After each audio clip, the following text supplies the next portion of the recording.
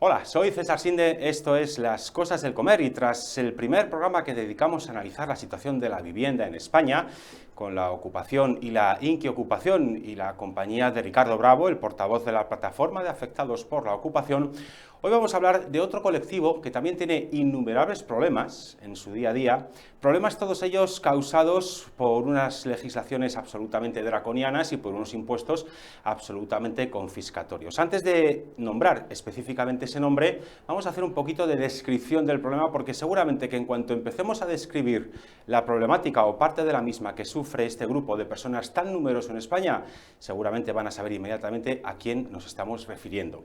3,2 millones de personas que dan empleo a no menos de 4 millones de personas. 3,2 millones de personas que tienen todo tipo de negocios, ya sea una panadería, una ferretería, una tienda de ropa, una clínica veterinaria, multitud de negocios, pero también pequeñas empresas de instalación de aire acondicionado, de reformas del hogar, de muchos tipos de actividad económica en polígonos industriales. ¿Qué tienen en común todo ese tipo de actividad económica? Pues, en primer lugar, es más del 95% del tejido productivo español. Y todo ese tejido productivo español está a cargo de una figura sufrida como pocas, reconocida muy poco por los poderes públicos y abrasada por todo tipo de legislaciones absurdas que dificultan su labor y por todo tipo de impuestos que le detraen gran parte del esfuerzo diario que hacen estas personas por ganarse la vida. Seguramente ya habrán sabido a quién o a quiénes nos estamos refiriendo. Sí, a los autónomos, un colectivo sufrido como pocos y que se enfrenta innecesariamente a un montón de problemas todos los días, tanto por legislaciones más que absurdas como por impuestos más que confiscatorios. Y si no, el resumen de actualidad de prensa que hemos preparado da buena cuenta de todas esas situaciones injustas que tienen que sufrir. Por ejemplo, en 2025 se despierta con otro nuevo salvazo fiscal en titulares de prensa que lo han recogido en estos últimos días. Los autónomos pagarán hasta 90 euros más en sus cuotas mensuales en 2025. Evidentemente irá por tramos, pero la media es, o para muchos de los autónomos, como mínimo una subidita de 90 euros en la cuota, que no es baja, por cierto. Más asuntos. La subida del salario mínimo dispara un 40% los costes salariales de las pymes y los autónomos. Ya está la situación muy difícil, los suministros están encarecidos, en buena parte también por los impuestos, por cierto, pues más subidas salariales para que usted, que a lo mejor tiene un bar, pues le cueste más seguir dando empleo a las personas que tengan plantilla, por cierto.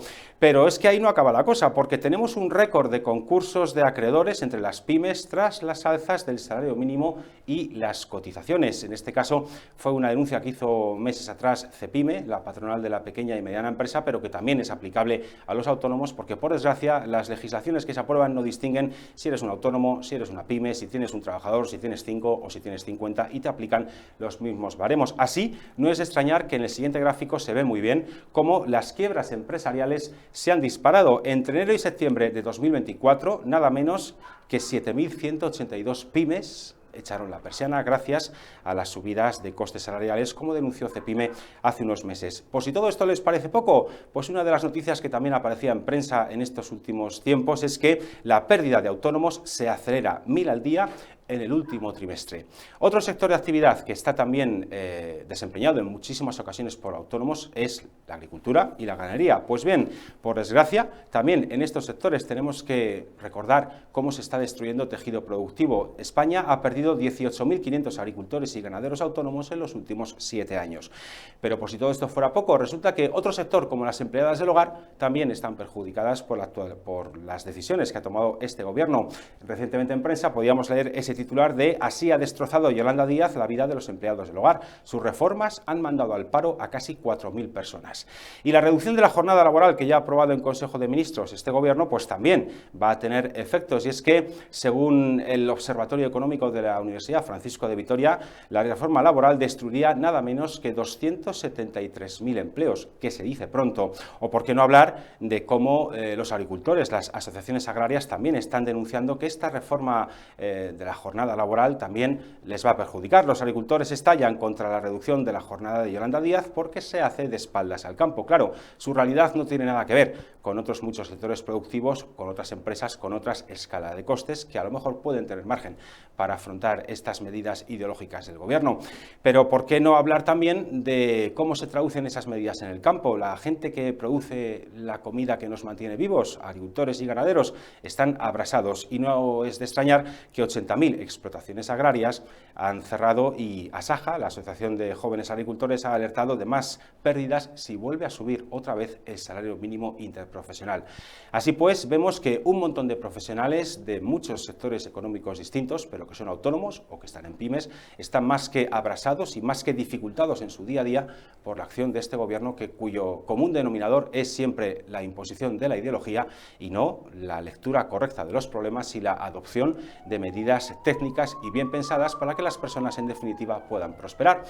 Así que hemos pedido a una persona que sabe mucho de los autónomos que nos acompañe hoy para hablar más detenidamente de todo esto y tenemos el honor de tener a don Lorenzo Amor, al presidente de la Asociación de Trabajadores Autónomos y vicepresidente de la COE con nosotros. Don Lorenzo, muy buenos días y bienvenido a Periodista Digital a Las Cosas del Comer. Muchas gracias, César, por tu invitación y bueno, aquí estamos.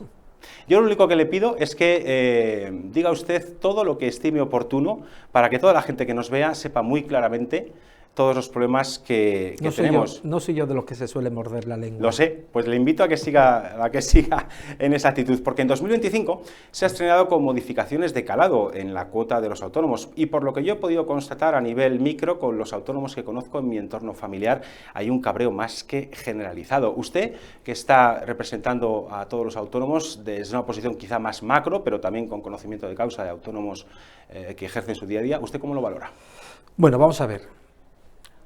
La cotización para más de la mitad de los autónomos no va a subir. Hay unas nuevas cuotas para este año, pero la cotización para más de la mitad de los autónomos no va a subir, incluso baja para muchos. ¿Por qué? Porque sube los tramos que están por encima de los prácticamente 22.000 euros de rendimiento neto. El rendimiento neto medio declarado en Hacienda por parte de los autónomos no llega a los 22.000 euros. Por tanto, para la mitad de los autónomos o más no va a subir, incluso para algunos va a bajar. Efectivamente, va a ir subiendo para determinados autónomos que puede llegar a ser incluso de 90 euros al mes para aquellos que tienen unos ingresos en torno a unos 36.000, 3.000 euros al mes. Es verdad que esto está dentro del nuevo sistema de cotización, que había que ir adecuando las cotizaciones de los ingresos a la cotización de los autónomos a los ingresos reales. Ahora bien, yo quiero dejar también esto muy claro. Un trabajador que esté en el régimen general paga 1.000 euros de cuotas todos los meses. Un autónomo con 3.000 euros al mes, mientras que el trabajador va a pagar 1.000 euros de cuota, va a pagar 380, 390 euros. Es decir, no estamos a los mismos niveles de cotización. Había intención del Gobierno de que el autónomo pagara 1.000 euros de cuota. Nosotros, cuando llegamos al acuerdo, mantuvimos que la cuota del autónomo fuera por debajo de lo que cotiza un trabajador asalariado, porque en el autónomo se da la dualidad de ser trabajador y empresario a la vez. Ha habido que hacer esta adaptación porque el régimen de autónomo pierde 8.000 millones de euros todos los años. Tenemos 2 millones de pensionistas, o sea, más de 1 millón de pensionistas, y tenemos 3.300.000 cotizantes. De autónomos se refiere específicamente, ¿no? Y las cuentas no dan. O sea, el régimen de autónomos es el régimen ahora mismo más deficitario de la seguridad social. Entonces, indudablemente, ¿ha subido la cotización? Para la más de la mitad de los autónomos no va a subir. Para el resto sí va a subir, pero indudablemente se ha ido adaptando a lo largo de estos últimos años. Y bueno, el año que viene hay que hacer una revisión y nosotros desde luego no estamos por ahora a que apoyar ninguna revisión de cuotas mientras que no hagamos un análisis de cómo se ha dado estos 3 últimos años. La reducción de la jornada laboral es una de las obsesiones ideológicas de la ministra Yolanda Díaz y sobre esta materia don Lorenzo Amor decía lo siguiente en un desayuno informativo, lo vemos. Claro que sí, nosotros estamos dispuestos a que haya una reducción de jornada. Evidentemente, estamos totalmente dispuestos, pero haciéndolo sector a sector, territorio a territorio. Mire, esto no va a castigar a las grandes empresas. Puede que algunas, del ámbito de la distribución y otros sectores. Esto, desde luego, a quien va a dañar muy sensiblemente es a los autónomos, a esas pequeñitas empresas, ¿verdad, Gerardo?, que tienen 1, 2, 3 trabajadores. Y advierto, si alguien piensa que va a haber una contratación para cubrir la reducción de jornada, no ha pagado una nómina en su vida y no tiene ni puñetera idea de lo que es ser empleador. Bueno, por lo que le veíamos esas declaraciones suyas en ese desayuno informativo de Europa Press, parece, por tanto, que reducción de jornada laboral sí, pero no así. Vamos a ver. En los últimos 40 años, desde que está la jornada laboral de 40 horas, se ha ido reduciendo la jornada laboral en España. La jornada laboral media pactada en convenio es de 38,2 horas. Si uno descuenta el asentismo que se ha disparado en los últimos años, estamos hablando de una jornada laboral de 34,5 horas. Hay sectores, 1 de cada 4 convenios firmados está en 37 horas y media, el 25%, o por debajo de las 37 horas y media. Hay otro 25% que está entre 37 horas y media y 38 horas y media. Quiere decir que el 50% de los trabajadores ya está por debajo de 38 horas y media. Ahora, hay un núcleo muy importante, comercio, hostelería, peluquería, que se concentra entre 38 horas y media y 39 horas y media. Ya hay pocos convenios en 40 horas. Bien, nosotros lo que decimos, oiga, usted hay que reducir la jornada. Sí, nosotros en el año 2023 pactamos el acuerdo de negociación colectiva y ya fijábamos en las recomendaciones que hacemos a las mesas de negociación diferentes que hay por sectores, territorios, que había que ir reduciendo la jornada laboral de convenio. Claro, si quien reduce la jornada es sindicato y patronal en una mesa de negociación, el triunfo no es un triunfo político, es un triunfo de lo que ha dado tanta paz social a lo largo de estos años, cuando se ha pactado salarios, convenios, horarios. Y eso no lo quiere. Lo que quieren es imponerlo por ley para luego utilizarlo como una victoria política. Pero lo lógico, y lo dicen todos los expertos, lo dice todo el mundo, lo lógico es que el salario y el convenio se pacte en la negociación colectiva. Yo decía el otro día, esto nos va a afectar a la gran empresa. Y a la mediana tampoco, porque tienen capacidades para poder adaptarse. Mire, el empleo que está creciendo en España es cierto. O sea, yo no voy a negar que en España crece el empleo. Crece por el sector público y crece sobre todo por las grandes empresas. Que el ritmo de crecimiento de empleo está cercano al 6%, el doble de lo que crece el empleo de forma media. El doble crece en las grandes empresas de más de 500 trabajadores. Sin embargo, en las empresas de 1 a 3 trabajadores, en el último año estamos perdiendo empleo. Se ha perdido un 0,5. Se está destruyendo empleo en las empresas de 1 a 3 trabajadores. Claro, la puntilla va a ser ahora la reducción de jornada. Claro, una empresa de 1 a 3 trabajadores, si cada trabajador trabaja media hora menos, ¿alguien se piensa que ese autónomo, esa autónoma, ese pequeño empresario va a cerrar su comercio, su bar, su peluquería media hora antes? No. ¿Sabes quién va a asumir esa reducción de media hora de jornada? No me lo diga usted, el autónomo. El autónomo. Más tiempo de trabajo todavía. Más tiempo de trabajo. Entonces, pero claro, ¿lo habéis puesto? Aquel que piensa que un autónomo, porque tú le reduzcas media hora al día a un trabajador, va a contratar a otra persona, pues que no tiene ni pajolera idea de lo que es ser autónomo o ser empresario. Por una razón. Porque tú a un incremento de gasto, lo dijo la comisión de expertos del SMI, el coste de la jornada laboral es un 6,25. El coste añadido de la jornada laboral es un 6,25. 2.000 euros por trabajador. 24.000 millones de euros al año. Adicionales de incremento de costes para la empresa. Pues un coste de añadido que va a tener por cada trabajador que tiene, no le contestas con otro coste. Esto es principio de economía. Claro. Es decir, tú no vas a hacer una nueva contratación, porque entonces los costes se te disparan. Pero claro, para esto hay que haber pagado una nómina en tu vida y saber cómo marchan las cosas, ¿no? Claro, porque yo me pregunto, todas aquellas empresas que trabajan por turnos, en diferentes horarios, para cubrir el 100% de la actividad de la empresa, se me ocurre, por ejemplo, un bar-restaurante que también abra, por ejemplo, hasta horas altas de la madrugada y que da desayunos. Está abierto desde las 7, 8 de la mañana hasta las 12, 1 de la madrugada. Y, lógicamente, todo ese tiempo de apertura de atención al cliente se hace con diferentes turnos.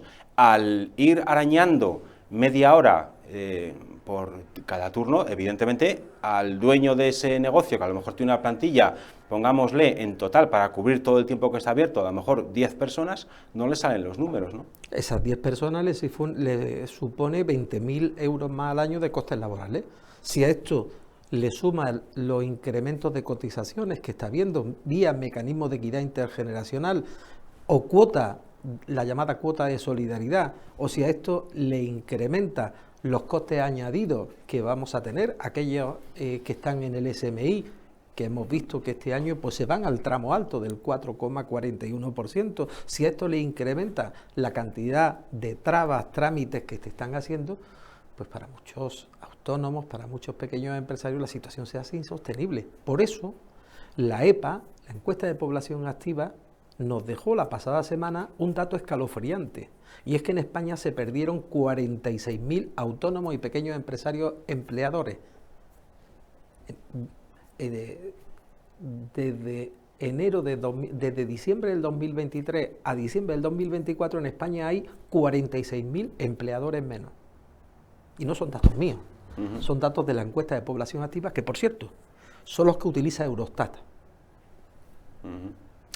El Gobierno cree que la reducción de la jornada laboral va a suponer un aumento de la contratación, y don Lorenzo Amor decía esto a ese respecto en ese desayuno informativo.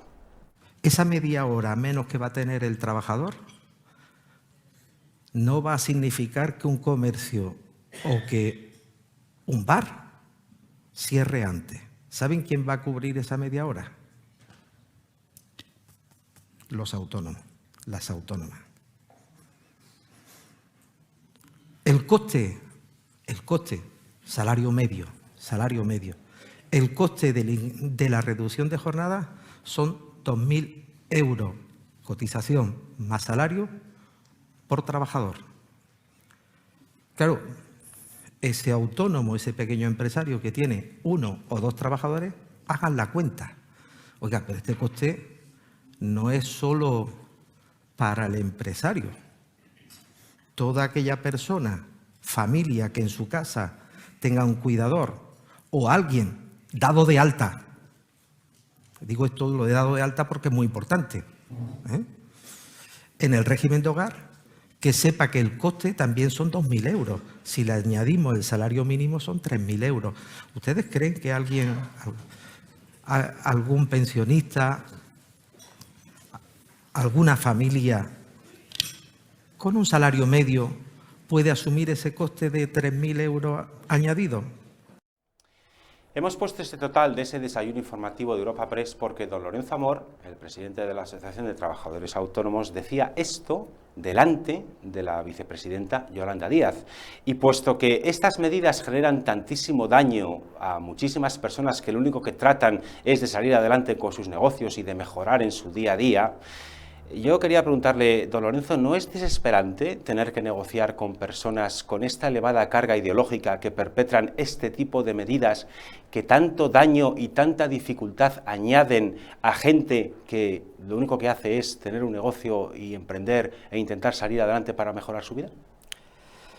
Lo que es triste es que lo que dije ahí pueda gustar más o pueda gustar menos, pero es la realidad que están viviendo muchas familias, que están viviendo muchos pensionistas y que están viviendo muchos pequeños empresarios. Y la preocupación para la prensa, que algunos llaman del régimen, era que yo en tono broma y habiéndolo hablado con ella antes, e incluso diciéndole a la vicepresidenta que lo iba a hacer en público, se quedaran con que yo dije que si la vicepresidenta se había puesto el vestido de las grandes ocasiones, que por cierto, es el que lleva en las grandes ocasiones. Mira, a mí, yo no me quedo en los titulares tontos, me quedo en la realidad. Y la realidad es esa, que hay muchas familias que en estos momentos, y lo señalé, ¿no? Claro, evidentemente que esté dado de alta, porque en el régimen de hogar, ponías antes la información, desde que ha subido el salario mínimo, desproporcionadamente, yo defiendo que hay que subir el salario mínimo, pero lo que no puede subir es un 62% en 5 años. Es que no hay ninguna actividad de un autónomo, ni se ha revalorizado la pensión de un pensionista que tiene contratado un cuidador, ni han subido los salarios un 62%, ni la economía, ni incluso la inflación. El salario mínimo tiene que subir, pero tiene que subir proporcionalmente a lo que sube la economía o lo que sube la inflación. Claro, el problema es que desde que ha subido el salario mínimo, dicen, oiga, pero no se ha destruido empleo, se han creado casi 2 millones de empleos. Hombre, ¿cuántos en el sector público? Cuando nos vayamos a los microdatos, nos damos en cuenta, y tú lo has señalado antes en el resumen de prensa, que en los dos sectores donde el 99,9% de los trabajadores están en el salario mínimo, se han perdido 178.000 empleos en los últimos 5 años. La agricultura y el régimen de hogar. Pero es que en el comercio se han cerrado 50.000 comercios en los últimos 5 años. Entonces, ¿afecta una subida desproporcionada al salario mínimo al empleo o no afecta? ¿O lo tapamos eso con un crecimiento del empleo en el sector público y en las grandes empresas? Porque en las grandes empresas no hay salario mínimo. Esto se concentra en las pequeñas. E insisto, porque luego la gente viene diciendo, es que los empresarios no quieren subir salario. Mentira. Pues al hilo de eso que usted dice, me estoy acordando de una frase que creo recordar que fue pronunciada por el que fuera ministro de Consumo en la anterior legislatura, el señor Garzón, que dijo que aquellos negocios que no pudieran soportar un incremento del salario mínimo interprofesional, que cerrasen. Usted escucha eso, que conoce muy bien el esfuerzo y el sacrificio de muchísimos autónomos. ¿Qué le viene a la cabeza lo primero, si es que se puede decir educadamente? Pues hombre, es penoso, ¿no? Oír esto de un miembro de un ejecutivo que tiene que representar a todos los españoles, y teniendo en cuenta que en nuestro país es un país de pequeñas empresas y de autónomos, es penoso, la palabra es penoso. Es que tampoco voy a entrar quien ya no ocupa ninguna cartera ministerial, cada uno pues se autodefine por su valía. Otra cosa que me llama la atención es el Gobierno justifica la subida del salario mínimo interprofesional con un objetivo con el que todos en nuestro sano juicio estamos de acuerdo, que es incrementar el poder adquisitivo de las personas, en definitiva. Pero este Gobierno, que dice preocuparse tanto por incrementar el poder adquisitivo de las personas, ¿no es consciente de que la salvaje carga fiscal que perpetra es lo que reduce realmente el poder adquisitivo? Porque, como decía la señora Yolanda Díaz esta semana, 50 euros más al mes permitirá a una madre comprar pescado. Oiga, ¿y la subida al diésel no va a impedir a muchos trabajadores comprar pescado para sus hijos? Que tengamos que pagar las familias 507 euros de media anual de impuestos medioambientales que no tendrían por qué existir, puesto que son ideológicos, no dificulta a las familias comprar pescado. Toda la carga impositiva que soportamos, mucha parte de ella dedicada a mantener cosas innecesarias, cuando menos, ¿eso nos resta poder adquisitivo a las personas? Los autónomos señalan principalmente 3 trabas. 3. Una, y la primera, la cantidad de cargas, trámites, zancadillas que tiene. Esa es la primera. La segunda, los impuestos. Y la tercera, las cotizaciones. España es un país donde cada día se crea un impuesto, se diseña un impuesto. Hay un afán recaudatorio, incluso yo diría confiscatorio. Es terrible, ¿no? Es terrible que hay los llamados impuestos de diseño, sobre todo estos últimos, ¿no? Vemos que la recaudación aumenta porque no se ha sido capaz de deflactar la tarifa del IRPF, pero desde luego A los autónomos, por ejemplo, de la peluquería, por poner un ejemplo, ¿no? Se le dijo que la subida del IVA iba a ser algo temporal, se hizo en un gobierno del PP, pero no ha tenido vuelta atrás. Muy triste, ¿no?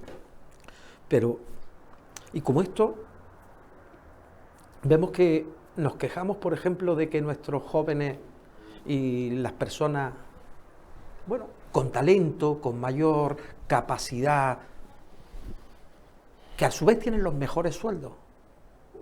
Queremos muchos que regresen. Es que tiene que retornar el talento, porque han salido de España. ¿Para ofrecerles qué? Un 52% de tarifa, un 54% de tarifa de IRPF y una subida de las cotizaciones sociales vía una cuota de solidaridad. ¿Cómo va a volver el talento cuando tenemos la tarifa de IRPF en el tramo alto más elevado de toda la Unión Europea? Cuando tenemos las cotizaciones de las más elevadas de la Unión Europea y incluso de los países de la OCDE. 500.000 de jóvenes salieron de España el año pasado. Y no regresan. Y no regresan. Porque aquí en España, vive cómodo el que tiene unos salarios medios. Pero el que tiene salario alto, el esfuerzo fiscal le hace que se vaya a otros sitios. Y desgraciadamente eso está ocurriendo. Y eso está ocurriendo. ¿Por qué?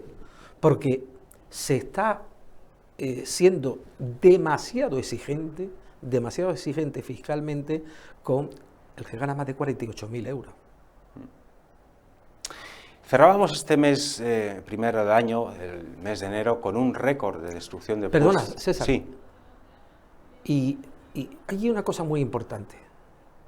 Yo no voy a decir que tenga que haber impuestos, que tiene que haberlo. Yo no voy a decir que no tenga que haber cotizaciones, que tiene que haberlas. Pero lo mismo que dije en el desayuno, que estén dados de alta. España tiene un gran problema, un inmenso problema, que se llama economía sumergida. Pero don Lorenzo, discúlpeme. Si todas las personas que en este país realizan una actividad económica o realizan un trabajo, estuvieran dados de alta y pagando sus impuestos, en España no tendríamos la presión fiscal ni las cotizaciones tan elevadas. ¿Dónde está el problema?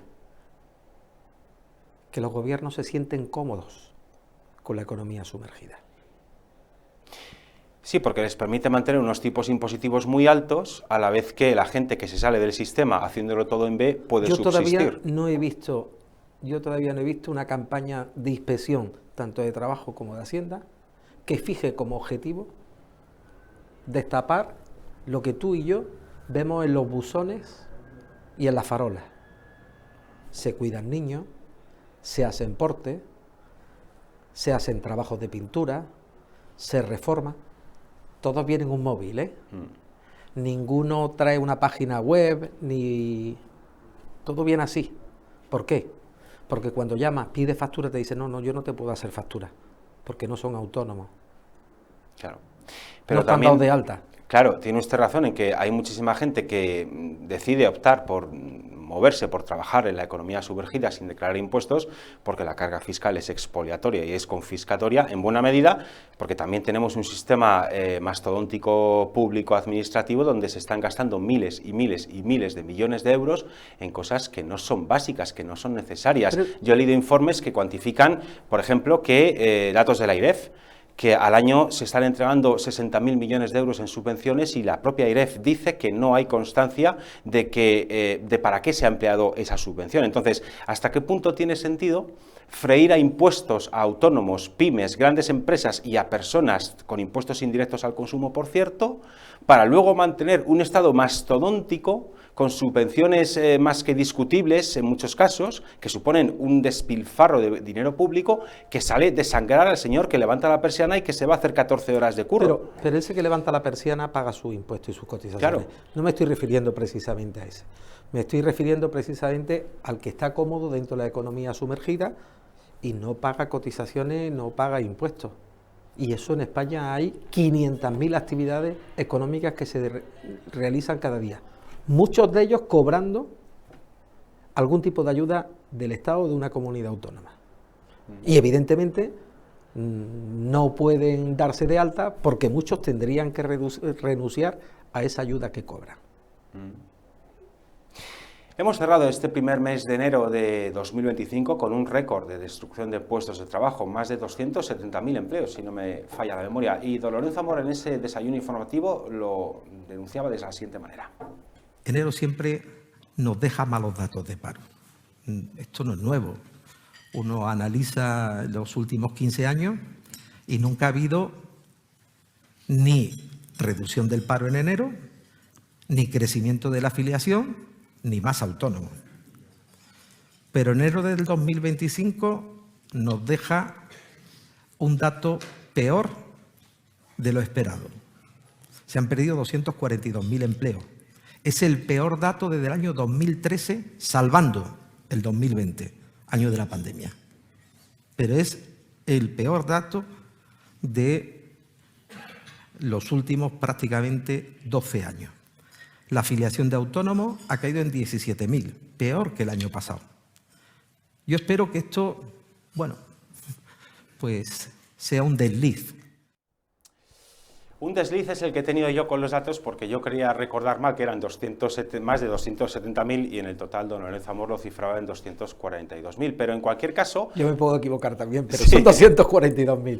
Ese es el problema cuando uno... tira de memoria, ¿verdad? Que a veces el detalle del dato se le escapa un poco y redondea un poco mal, pero lo que sí recuerdo yo muy bien, don Lorenzo, es que la Unión Sindical Obrera ha denunciado que el paro real en España, sin el maquillaje estadístico del gobierno, no son los 2,5 o 2,6 millones de parados que dice el gobierno, sino que son 4,4 millones de personas, entre fijos discontinuos y otras modalidades maquilladoras de la realidad social, de personas que están sin trabajo. El maquillaje estadístico, por tanto, es más que evidente. Cuando luego el gobierno saca pecho de decir que sus políticas económicas funcionan y que tenemos el paro en mínimos históricos, claro, como lo han maquillado, han metido el número de parados debajo de la alfombra, pero ese es el resultado, ¿no? Pero ¿habida cuenta de esta carga ideológica que tiene el gobierno, en su opinión, o usted vaticina que debemos prepararnos para más paro real, aunque eso sí, maquillado? Bueno, el problema... Yo es que no valoro los datos de paro desde la reforma laboral. Y no los valoro porque estadísticamente, o sea, yo lo mismo que Seguridad Social o las estadísticas del INE, las puedo ver. El problema es que los datos de paro me sirven de poco, porque con los datos que tenemos, lo único que puedo hablar es que en España hay 3 millones, prácticamente 3.400.000 demandantes de empleo. Bueno, llamémosle como quiera, es lo único que puedo decir. Pero yo, ni el paro creo que sea 2.700.000 como figura en esa estadística, ni tampoco creo que estemos en 4 millones. Si me voy a los datos que se publican y habla que hay 3.400.000 demandantes de empleo, pero no podemos, yo no puedo ser objetivo, y como no puedo ser objetivo, no me puedo meter en este charco. No puedo ser objetivo de valorar el paro con lo que había antes, con lo que hay ahora, porque no nos ofrecen... La metodología no es igual. No, es que no nos ofrecen los datos suficientes como para poder valorarlo. A partir de ahí, yo lo que sí estoy viendo es un poco de agotamiento en el ritmo de creación de empleo. Y estoy viendo agotamiento por lo siguiente. Uno, porque el empleo se crea cada vez en las empresas de mayor tamaño, y esto genera un problema. Y el problema es que España no es un país de grandes empresas. Y por tanto, aunque tú crees el empleo en esa empresa de menor tamaño, haces que se destruya en otras, lo que está llevando a una brecha entre la España urbana y la España rural o España vaciada. Vemos cómo se están destruyendo empresas y autónomos en Castilla y León, en Galicia, en La Rioja, en el País Vasco, en Asturias. Y sin embargo hay crecimiento en Canarias, Andalucía, Madrid, Baleares, Comunidad Valenciana, Cataluña. Entiéndeme. Yo digo esto, como decía el otro día, ¿no? O sea, yo soy consciente que el salario mínimo son 1.400 euros, lo que el trabajador cobra, ¿no? No llega, que no es el coste real, quitando claro. los descuentos. El coste real está cercano a los 2.000 euros, ¿no? Claro, pero con 1.400 euros en Ubrique, vive bien, ¿eh? En Madrid Bueno, no, es que en su tierra, en Andalucía, se vive muy bien, don Lorenzo. en Madrid no vives con 1.400 euros. Eso es verdad. No vives. Entonces, claro, el problema es que cuando se toman decisiones de que... Para eso es tan importante la negociación colectiva. Porque la negociación colectiva sabe que en Navarra un salario son 1.900 euros y a lo mejor en Andalucía son 1.400 y en Madrid son 1.700. Porque está negociado de forma que territorio a territorio, sector a sector, se negocia salarialmente, teniendo en cuenta lo que rodea, ¿no? Los costes de una vivienda, los costes de muchas cosas. Es verdad que todos tenemos costes comunes luego cuando llega la gasolina. Por cierto, que tampoco la gasolina es igual en Madrid que en Badajoz. ¿Eh? O sea, por mucho que queramos, uno busca y tampoco es igual. Ni incluso los precios de un supermercado son iguales en un sitio que en otro, ¿no? Ya hay por ahí organizaciones que los publican, ¿no? Bueno, en cuanto a los combustibles, igual puede ser porque parte del impuesto de hidrocarburos está transferido a las comunidades autónomas y son ellas las que ponen el expolio al que someten al conductor cuando va a repostar. Y yo Totalmente. sé, me consta que en Andalucía la gasolina está a 1,9, la última vez que yo hablé con familiares que tengo allí. Bueno, también depende de dónde eches, ¿no? También depende de... Pero hablamos de gasolineras de bandera oficial, no de las low cost. No, pero dentro de la bandera oficial no es lo mismo en el centro de una ciudad que en una carretera. Eso es verdad. Yo también quería, hemos hablado mucho sobre la creación de empleo y sobre ese mismo asunto esta semana, en ese desayuno informativo de Europa Press, don Lorenzo Amor se despachaba muy claramente respecto al empleo. Lo vemos. ¿Se está creando empleo? Sí, claro. Los datos están ahí, mira uno los datos interanuales, se está creando empleo. Pero ¿dónde se crea empleo? Y esto es lo que me gusta señalar, y sobre todo cuando nos vamos a los microdatos. El empleo se está creando en las empresas de más de 500 trabajadores. Está creciendo a un ritmo del 5,8% nacional, prácticamente el doble de lo que crece el empleo. Pero en lo que es la masa empresarial, que son las empresas de 1 a 3 trabajadores, los autónomos que emplean a 1 o 3 trabajadores, el empleo está cayendo, no son datos míos, son datos de Seguridad Social, está cayendo al 0,5% interanual. ¿Por qué el empleo lleva prácticamente un año destruyéndose en las pequeñas empresas y los autónomos? Fácil, porque cuando estamos regulando, se regula igual, se exige los mismos trámites a una empresa de 100 trabajadores que a un autónomo con un trabajador. Al hilo de esta última frase que usted decía, de que se exige lo mismo a una gran empresa que a un autónomo, es la siguiente cuestión que le quiero trasladar. ¿Por qué a este gobierno le cuesta tanto legislar o hacer leyes laborales o tener en cuenta en los impuestos que aprueba las especificidades de cada tipo de empresa, el tamaño de cada tipo de empresa, el mercado en el que se tiene que mover cada tipo de empresa, todas esas condiciones que evidentemente cualquiera que ha emprendido, cualquiera que ha montado un negocio sabe que las condiciones de su entorno o de su sector económico son determinantes? Sin embargo, tiene que afrontar un montón de leyes y de impuestos que no están pensados para esa naturaleza. ¿Por qué no se hacen leyes adaptadas a las necesidades de quienes luego van a tener que cumplirlas? A ver, este gobierno que se autodefine progresista está haciendo que las empresas de mayor tamaño les vaya muy bien, a las medianas les vaya bien, pero a las pequeñas y a los autónomos les vaya mal. Y esta es la realidad. Cada vez que ponen encima de la mesa una nueva regulación, abre una brecha cada vez mayor entre las grandes que las pueden adaptar y los autónomos. Por ejemplo, subida excesiva del salario mínimo. Como he dicho antes, no afecta a las grandes. Por ejemplo, reducción de jornada. No afecta a las grandes. Por ejemplo, registro de viajeros, que no afecta a las grandes compañías hoteleras. Sin embargo, a los pequeños sí les va a afectar. Y como esto todo. Registro de jornada.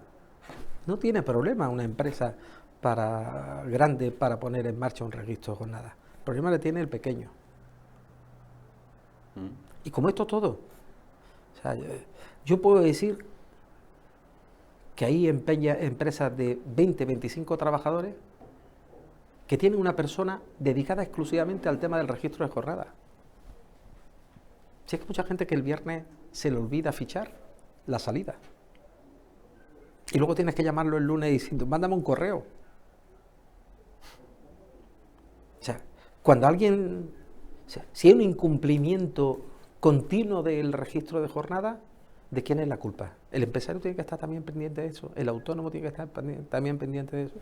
Según este gobierno sí, ¿no? Porque fue el que ha aprobado el que se fiche cada vez que se entra y se sale. Claro. Por cierto, si y digo una cosa, que yo conste que lo del registro de jornada, que está implantado en muchos sitios, bueno, pues ya está, si hay que cumplirlo, se cumple.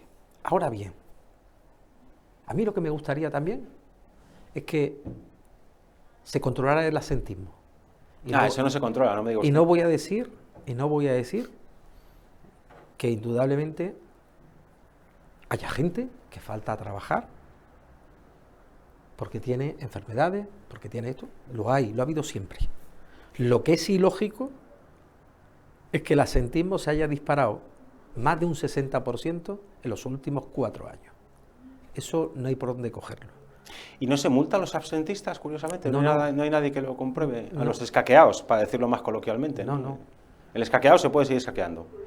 A ver, insisto, una cosa es el tener una incapacidad, faltar al trabajo por muchas cosas, y otra cosa es, como hemos visto, que se incrementa el asentismo los viernes y los lunes. Qué casualidad, ¿no? Oiga. Sí, esto no se comprueba. A mí me parece un poco injusto que se tenga mucha exigencia para... 24.000 millones de euros cuesta al año a las empresas el asentismo. Claro. 8.000 millones de euros a las pequeñas empresas y 8.000 millones a las pequeñas empresas y a los autónomos. Y yo insisto que respetando todo, también tenemos que hacer un control de esto. Como también hay que decir, hay horas extras que no se pagan. Y a mí, al empresario que tenga horas extras y no se pague, pues evidentemente si mañana llega la inspección y tienen que multarle, no está cumpliendo lo que la legislación dice. Pero lo mismo tendría que ocurrir para las personas que están en un asentismo injustificado. No, claro, yo creo que su postura, además de lógica, es muy honesta y le honra reconocer como representante de la patronal, en definitiva, que hay empresarios que no pagan las horas extra y eso tiene que ser perseguido, naturalmente. Sí, lo que yo no estoy de acuerdo es que se generalice. Claro, sí. Porque, mira, César, el 3%, puede haber un 3% de empresarios en España que a lo mejor no cumpla en determinadas normas, pero el 97% cumple. Yo no conozco por qué haya personas que van a más de 120 kilómetros por una autopista, que se hayan cerrado las autopistas. Pues si hay que multarlo, se multa. Pues exactamente en este momento, si hay un 3% de empresarios que están incumpliendo, pues hay que multarlo, que se multe.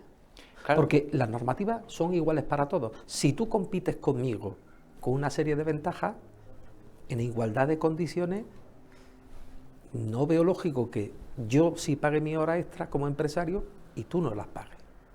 No, claro. Eso es una competencia desleal, evidentemente. Totalmente. Claro, aquellos empresarios que no pagan las horas extraordinarias están ilegalmente reduciendo sus costes y, por tanto, compiten con ventaja frente a otros que sí hacen las cosas bien. Pero luego te encuentras ese empresario que sufre el asentismo injustificado, y que además de que paga sus horas extras, pues se le penaliza con este tema que nadie quiere controlar. Que nadie quiere controlar. Volviendo a la jornada laboral, don Lorenzo, porque esta semana ya el Consejo de Ministros ha aprobado... ¿Por qué hay tanto problema en que las mutuas de accidentes de trabajo, los médicos de las mutuas den las altas? Y las bajas también. ¿Por qué hay tanto problema? Si lo hemos utilizado en el COVID, nos han ayudado a todos cuando ha habido lo del COVID. ¿No son médicos? ¿Qué problema hay? Y más aún cuando en muchos centros de salud uno pide cita y le están dando cita para días después de cuando se produce esto. Sí, no. O sea, los trabajadores, todos los trabajadores están en una mutua. Para los riesgos profesionales, los accidentes de trabajo. Bueno, y para la enfermedad común, ¿qué problema hay que los trabajadores puedan estar en una mutua? Los autónomos estaban en una mutua, ¿eh? Para todo. ¿No? Pues no quieren. ¿Y a qué atribuye usted que no quieran? Bueno, porque eso es penalizar al trabajador. Y yo no quiero penalizar al trabajador. Lo que quiero es que lo mismo que pido honestidad con los empresarios que cumplen, pido honestidad también con los trabajadores que cumplen. Claro. Si me permite, volviendo a la jornada laboral, yo quería pedirle su valoración porque, claro, a mí esto de que se apruebe la jornada laboral con el acuerdo del Gobierno con los sindicatos, sin que la patronal esté a favor o esté de acuerdo por los daños que produce según el tipo de empresa, en definitiva lo que se está haciendo es aprobar una medida que supone pagar más sin que los que tienen que pagar más estén de acuerdo. Yo no sé si la mafia siciliana a lo mejor era un poco más aseada en este tipo de cosas, ¿no? No sé. Bueno, a ver, nosotros desde primera hora dijimos que no porque la decisión estaba tomada. O sea, lo que tú no puedes ser es un figurante, un actor de una comedia. Y te llevan y vamos a negociar, y esto lo venimos viendo en los últimos años, ¿no? Por ejemplo, cuando te avisan para el tema del SMI. La decisión está tomada antes de llamar a los llamados agentes sociales. O sea, la decisión de subir el 4,41 ya estaba tomada. La decisión de las 37 horas y media estaba tomada. ¿Qué pintamos nosotros? Claro, nosotros hemos dicho que podremos estar de acuerdo a las 37 horas y media si se nos da un plazo, se respeta los convenios, porque los convenios son ley. Y los convenios están firmados. Los pactos, como decía Pablo Iglesias, están para cumplirlos. Pero todos, no solo los políticos, que son legítimos, también los que se llegan entre trabajadores y empresarios. Y tú, si en el año pasado firmaste un convenio para el 2024, 2025 y 2026, de buena primera te llega, y ahora por una ley, ese convenio, que es ley, es norma, te la han cambiado. Esa es la inseguridad jurídica, ¿no? Que de buena primera, pues ven que hay problemas con la seguridad social y te suben el mecanismo de equidad intergeneracional. Y a los 6 meses, y cuando sube el mecanismo de equidad intergeneracional, dice, con estos garantizamos la sostenibilidad de las pensiones. Y a los 6 meses, lo que iba a garantizar la sostenibilidad de las pensiones lo duplicas por 2, porque hay que subirlo más. Claro, el problema es que tú cuando vas a hacer una contratación, quieres saber a largo plazo en qué entorno tú te mueves. Un convenio. Pero claro, lo que no puede ser es que de buena primera te cambien la norma y te digan, no, mire usted, lo que usted contrató hace tanto tiempo, ahora le va a costar un 6,2% más. ¿Pero esto cómo es? Pero usted que se tiene que fajar o que se tiene que reunir con las personas responsables de esto, no sé, ¿usted toma algún tipo de tranquilizante? Porque a mí, por mi carácter, yo reconozco que me costaría mucho reunirme con personas tan ideologizadas que perpetran medidas tan nefastas para tanta gente que se mata a trabajar y les da absolutamente igual. A ver, ¿Tan desconectados están de la realidad estas personas? Bueno, pues, son sus ideas y ellos creen que lo que están haciendo es el camino correcto. El problema es que tú defiendes otras ideas que piensas que están en el interés general del país. Muchas de las medidas, como bien has dicho, son ideológicas. Están más detrás de garantizar el voto que del bienestar general del país. Entonces, digamos que son medidas que van dirigidas a un segmento de población para captar un voto.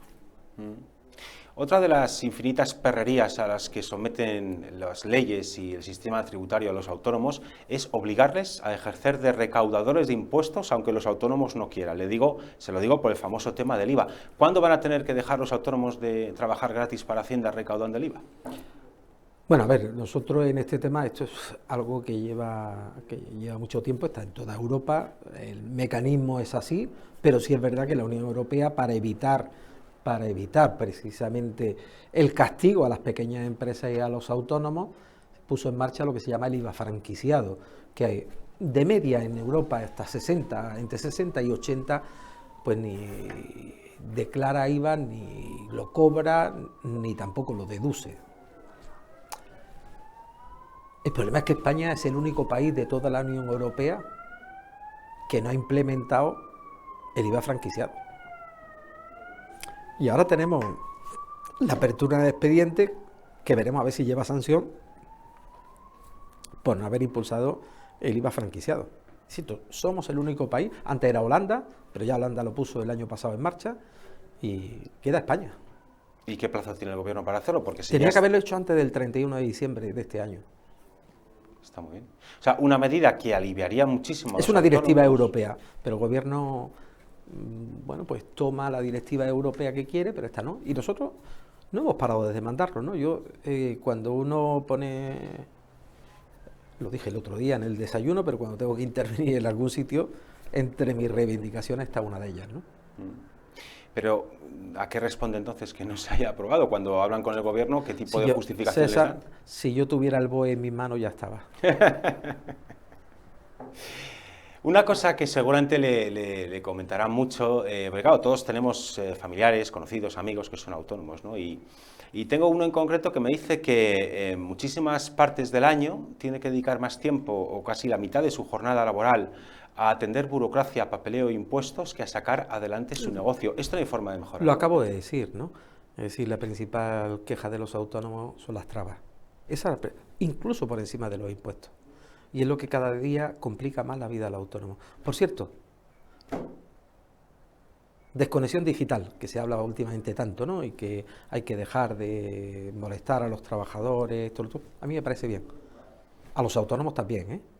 Espero que Hacienda y Seguridad Social ni los viernes, ni los sábados, ni los domingos mande comunicaciones. Está muy bien. Desconexión digital para todos, para los gestores, graduados, ¿eh? Y que dejen de mandar notificaciones electrónicas los fines de semana. Pues otra de las cosas en las que los autónomos están en clara desventaja es cuando un autónomo, por desgracia, su idea de negocio, su actividad no tiene éxito y tiene que cerrar. ¿Por qué la prestación por cese de actividad del autónomo no está equiparada a la prestación por desempleo? La reivindicación hace años era que queríamos una prestación de paro, ya la tenemos. Conseguimos que se mejorara, duplicando el periodo que se cobra la prestación. Ahora tenemos una tarea pendiente, y es que se deje de considerar a un autónomo un presunto defraudador del cobro de una prestación por cese de actividad. El 60% de las prestaciones que se solicita se deniega. Y tú y yo sabemos que ningún autónomo es tan torpe de cerrar su negocio, darse de baja en Hacienda, en Seguridad Social, con todos los papeleos que lleva eso, de cesar en su actividad para cobrar 600 o 700 euros al mes, si no fuera porque lo necesitara. Pues veremos a ver si ese tema también se soluciona. Y nos estamos ya quedando sin tiempo, pero no quisiera despedir el programa sin someter o sin preguntarle, porque esta semana usted ya ha confirmado que se vuelve a presentar como candidato a la reelección en la presidencia de la Asociación de Trabajadores Autónomos. De la Federación. Perdón, tiene usted toda la razón. La Federación, digo Federación porque quien vota son 500 compromisarios y son los representantes de las organizaciones. Es decir, si bien, por ejemplo, la Asociación de Trabajadores Autónomos de Madrid, quien vota son los autónomos de Madrid, en mi caso quien vota son los representantes de las asociaciones. Hay 500 compromisarios en representación de las diferentes organizaciones que componen ATA. Pues hecho ese matiz, una vez que usted ha declarado que se vuelve a presentar, si sale reelegido para otros 5 años al frente, ¿cuáles serán sus batallas por dar?